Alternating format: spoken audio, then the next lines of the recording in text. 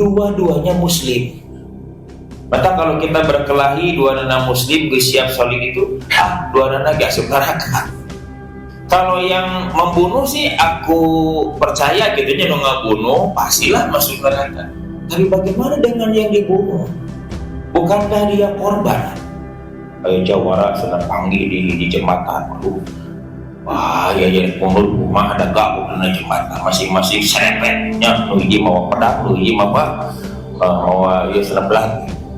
Wah imam rameun gitu.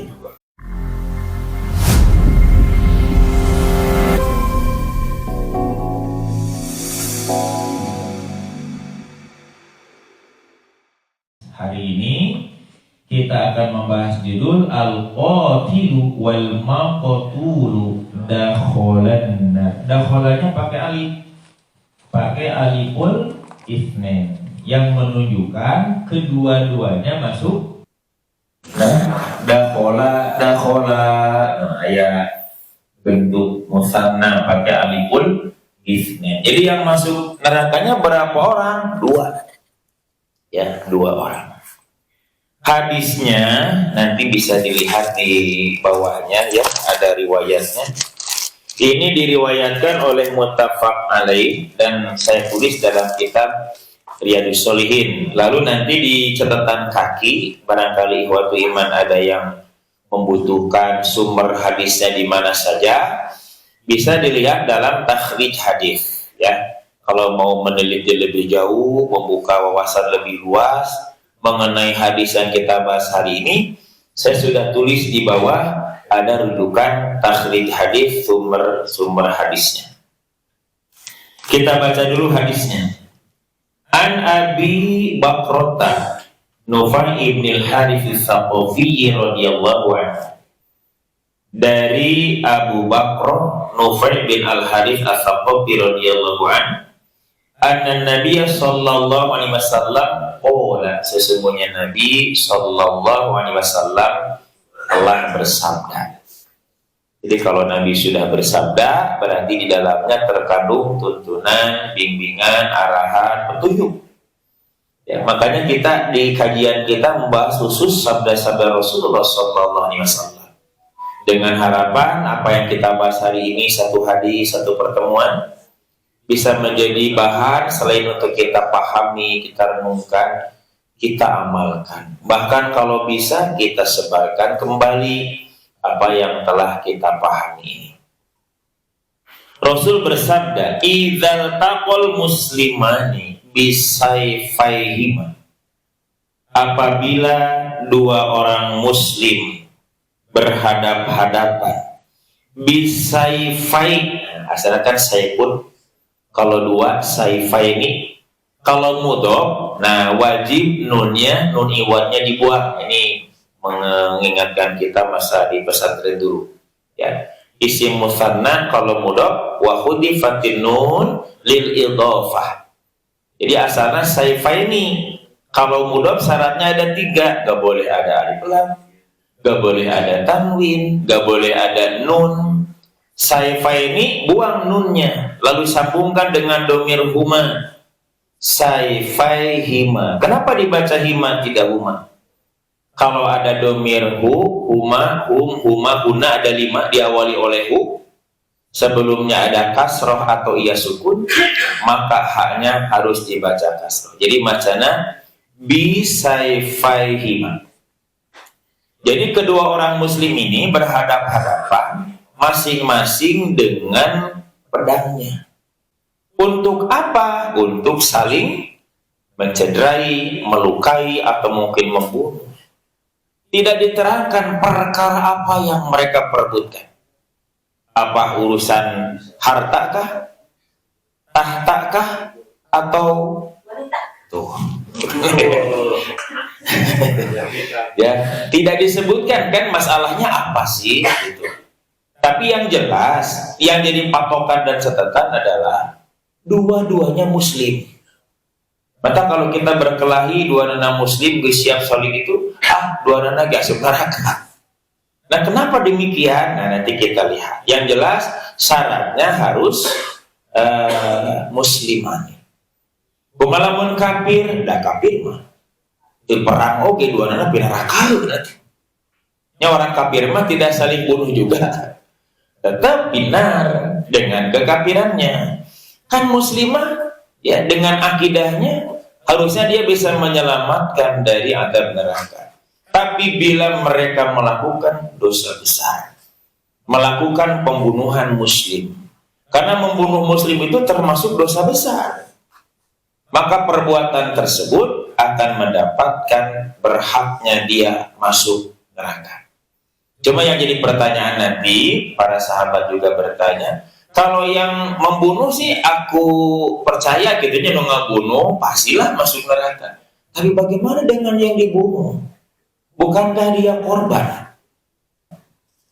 Lalu, qultu ya Rasulullah, hadal qatil fama badul maqtul. Ya, maka katanya saya bertanya, ini yang membunuh patut masuk neraka. Tetapi bagaimanakah halnya orang yang terbunuh? Yani mengapa dia masuk neraka pula? Kenapa yang terbunuh kalau yang ngebunuh hanya masuk neraka? Karena dia berbuat dolim atau menghilangkan nyawa muslim itu dosa besar. Ya, dia pasti masuk neraka. Lalu bagaimana yang dibunuh? Bukankah dia itu korban? Maka Rasul menjawab, innahu kana harisan ala qatli sahibihi. Karena sesungguhnya orang yang terbunuh itu juga ingin sekali hendak membunuh kawannya. Ngan kapi heulaan. Konon katanya terlalu asik menyerang dalam sepak bola juga lupa akan pertahanan. Sehingga si musuh akan mengadakan serangan balik. Ya, orang yang benggebu-gebu ingin membunuh saudaranya biasanya pertahanan dia lupa. Makanya kalau berkelahi harus dengan menggunakan ya kepala dingin. Karena bagaimanapun orang berkelahi dengan marah, diajar bela diri itu geus daya hartina. Karena dia nggak akan ada lagi berpikir jernih kapan dia harus nyampakeun, kapan kudu ngabahanan gitu. Jadi ternyata Nabi mengatakan, kenapa yang terbunuh itu juga masuk neraka? Karena dia sangat ingin membunuh saudaranya. Dan dia sudah berniat dari rumahnya dengan membawa pedangnya. Makanya nanti oleh para ulama, orang yang tidak jadi berbuat maksiat, tapi sudah berazam yang kuat, dan dia sudah melakukan segala arah untuk ke situ. Walaupun tidak terjadi dosana atas. Dosana sudah. Ya, coba lihat dalam syarah mufrad. Pada hadis di atas terdapat beberapa kalimat yang belum mendapatkan penjelasan, yaitu satu, idza taqal muslimani bisayfaihima. Apabila dua orang muslim, katanya di sini disebutkan ya berhadap-hadapan dengan membawa masing-masing pedangnya. Sayfain itu dua nana pedang ya dua, berarti masing-masing pedangnya. Ya, gitu. Kalimat yang taqa berasal dari kalimat al-liqa, yaitu bertemu, asal azim. Muhammad Ali As-Sabuni menjelaskan bahwa makna idza taqal muslimani yaitu apabila setiap dari keduanya membawa senjata atas saudaranya, ia ingin membunuhnya. Dua-duanya sudah memiliki hati yang sama. Jadi tidak disebut ya, tidak disebut masalah apa sih yang mereka perselisihkan. Masalah apa sih yang mereka perebutkan? Nabi tidak menyebutkan. Ya. Kemudian di halaman berikutnya ini dalam kitab Asy-Syarhul Muyassar, itu syarah Bukhari, penyusunnya Muhammad Ali As-Sabuni, ada 5 jilid. Dalam kitab Nuzatul Muttaqin diterangkan bahwa makna idza taqal muslimani adalah setiap orang dari keduanya bermaksud membunuh kawannya. Bermaksud, berniat, malah sudah membawa peralatannya. Mun pedang mah geus diasah, dibawa gitu. Eta mah geus mun dina pembunuhan sudah terencana gitu. Tapi lain siga dongeng Kang Ibing aleuh yarham. Aya jawara senang panggih di jembatan. Wah, ya pembunuh rumah ada gabuk di jembatan, masing-masing serepetnya. Nu hiji mawa pedang, nu hiji mawa ieu senang belati. Wah, imah pi rameun gitu. Jadi saudara, mana apa dia naon? Belum, iya berarti tuker nama, ayo. Jadi itu ternyata tuker nama. Ya sebenarnya keluar ternyata tuker nama. Pada riwayat yang lain menggunakan redaksi itu Ida tawajahal muslimani bisayfaihima, apabila dua orang muslim berhadap-hadapan dengan membawa masing-masing pedangnya. Silih cangarepan geus masing-masing mawa pedang. Tapi aya pertanyaan, nah kudu ku pedang wae. Jadi lamun asup neraka mah dua-duana lamun senjatana pedang gitu. Apakah pedang itu sebuah alat khusus disebutkan? Lamun pesoma teu naon pesoma da lain pedang. Tawa komo mau dua-duana mawa bom. Mawa bom kumaha? Wah cenah teu lebet ka hadis ieu margi dina hadis nage mau pedang. Apakah begitu maksud hadis ini? Tentu bukan. Pedang adalah salah satu di antara sekian banyak senjata yang dibawa oleh seseorang untuk membunuh saudaranya. Pada akhirnya nanti praktek di lapangan mungkin bawa apa saja. Yang jelas dia sudah berniat mau membunuh saudaranya. Geus gilig cek sunama gitu. Ya, sudah berniat dengan kuat. Kalimat yang disebut dengan tawajaha bermakna ya, tiap orang dari keduanya memukul wajah kawannya, yaitu ia membunuhnya, itu bermakna tawajah. Al-Qadi berkata pada riwayat Al-Udri menggunakan redaksi tawajjaha yang bermakna setiap orang dari keduanya menghadap pada wajah kawannya atau memaksudkannya. Tawajjaha bisa memaksudkan, bisa saling berhadapan, yang bisa saling memukul wajahnya. Yang jelas kedua-duanya sudah berniat mau membunuh saudaranya. Itu kata-katanya bisa tawajjaha atau tawajaha ya. Yang dimaksud adalah qasidan ya kullun minhuma itlaqa sahibihi.